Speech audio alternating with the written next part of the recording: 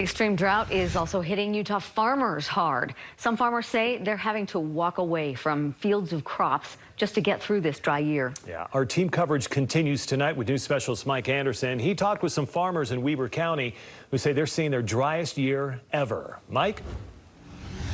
Yeah, Mike, that's not hyperbole either. Many farmers telling me that this is by far the worst season that they've seen ever, and many crops like this alfalfa field here having to be left behind in order to save other crops, and some farmers out here losing a lot of money.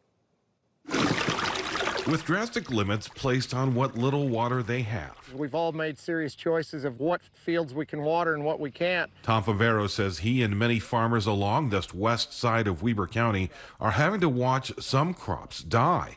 People like Dean Martini. That corn there where I can't water it, don't have the water, makes me sick to see it go to heck like that. With limits on amount and time, he says there isn't enough flow to make it across his fields. While some of the corn is drying up, he's had to let this whole field of barley go. That hurts, buddy. That hurts. All after he's put the work in. Plowing, putting fertilizer and everything on, and then see this. That makes a guy sick. It all means less feed for his dairy. He'll have to try and buy from other farmers who also have shortened supply, driving prices up. If we ain't gonna have it, then yeah, cows are gonna have to go too. Favero, who only grows feed, says he won't have enough to go around. We're going to be back in production at least 30% of what normal should be.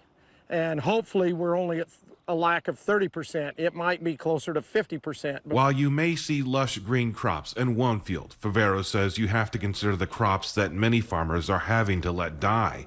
Factor in those losses, the money already put in. He says many farmers will struggle to break even. Everything's there, all expenses are there, but no income.